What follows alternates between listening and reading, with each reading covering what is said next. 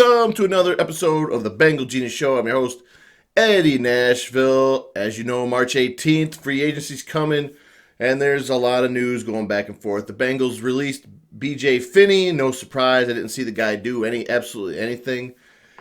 And it's going to be mission critical for this offseason. I don't know if the Bengals. I know it's exciting and nice to talk about wide receiver at number 5, but they have to address the offensive line. I watched that Rashawn Slater. My man is an absolute stud, man. You could see him shut down Chase Young like nothing.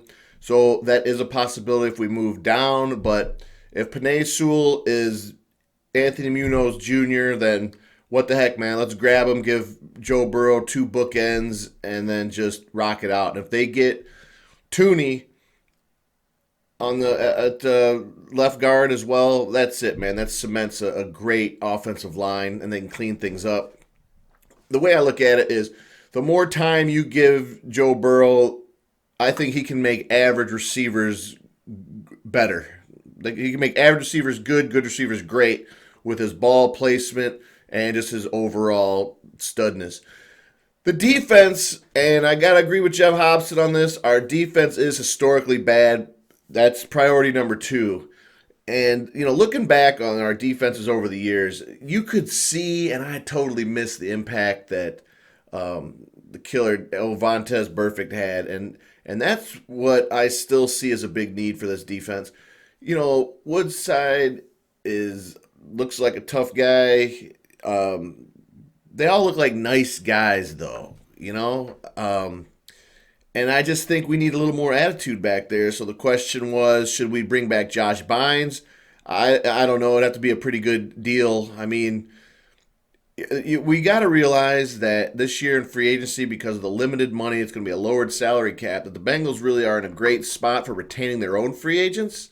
So I think that's why they're going to let guys like William Jackson, Carl Lawson test free agency and see what they can get. But we got a lot of guys that, I'm not sure are going to be back. Just looking at the list here, AJ Green, it'd be great if he came back at a reasonable price, but $18 million, that'll be great to get off the book. Sean Williams, I haven't liked his tackling for a while. John Ross, he's gone. BJ Finney's gone. So the debate is William Jackson. If they can get him at the, we got to bring him back. The thing about Lawson, which I love the speed, the explosiveness, but he has been hampered by injuries a little bit. And the bottom line is he's not racking up double-digit sacks. That defensive line needs a lot of work. I still say that a new defensive coordinator would have been the right way to go, but it is what it is. So it's going to be quite a sight to see, but I'm still expecting the Bengals to take an offensive lineman, the number 5 pick overall, but we're going to know a lot more after free agency to see what they're going to target.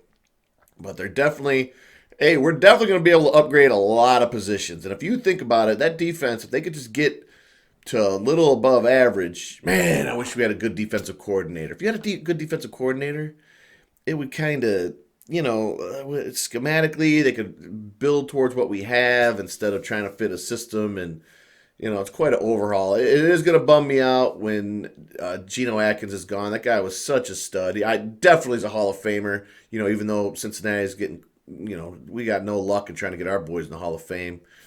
Get your lives together there, media writers. It's time to wake up and see some Bengals in the Hall of Fame, all right? So I know a lot of guys are working on that, but they are overdue for some respect. Around the AFC North, Ben Roethlisberger. The one downside to Tom Brady's miracle, amazing, life-changing TB12 program is he's got old guys doing things that they shouldn't be doing. Like, my brother's 50 and he's starting to skateboard. I directly relate this to Tom Brady, and I think Ben Roethlisberger is getting swept up into the same thing. Roethlisberger's game is totally different than Tom Brady's. Ben Roethlisberger is a Hall of Famer, but his game was always built on extreme toughness, being able to, you couldn't sack the guy. He was mobile and get around and whip it down the field. And, he's coming to an end, so I'm not dreading that he's restructured his deal for 2 more years. And I think Cleveland's going to have a drop back too. fall back a little bit. I haven't looked at their free agency yet, so let me hold off on that. I'm not sure how many guys for Cleveland are going to become free agents. So let's take a look and see here if they got any studs that are going to be hard to pay here for the old salary cap tracker. All right, I'll do another episode on that, just to see what they have going. Because I'll be curious. I know they've signed a lot of, big name guys. So I'll get that information for you and run another episode this week and check out who the teams around the AFC North, who they will be losing. I think, what's his name? My man, Lamar Jackson. They don't want to admit it. They do not want to admit it, but they are definitely second. They're not second guessing, all right, but they're going to have questions if he can get them over the top. Same question prevails every year when a team shuts down them running lanes. Can he beat you with the throw? Now they're going to start saying, okay, we got to get him a wide receiver. So that'll last a couple of years. And I don't know, exciting player. I just don't think you can get it done with him. But we'll see. But Cleveland really, free agency wise, they're not in that bad a shape at all. They got Olivier Vernon, outside linebacker, Kevin Johnson, Terrence Mitchell, Carl Joseph, B.J. Goodson, Kendall Lamb. So they're gonna return pretty intact. That's interesting. So, all right, Cleveland looks like they're gonna have another, little run at it as well. We'll see how the egos manage on that team and how it all gels together. But no matter what, this is a little bit of a slow time in the NFL. You're starting to hear reports of college players, their trainings, their numbers, and this and that. And wide receiver, I'll never forget what T.J. Houshmandzadeh said. The two most important things for wide receiver: number one, beating press coverage off the line. Number two, creating separation at the top of the route. So I don't want to hear about these guys and their 4.2 40s. Let's not get suckered into that again. I'm hearing about Waddle from Alabama. We already learned enough from obviously John Ross, probably one of the biggest busts in Bengal first round history. So let's focus on fundamentals of a wide receiver, and we know we can get that later round. We got to be realistic and look at the offensive line and stay the course. So thanks for watching. Be sure to subscribe.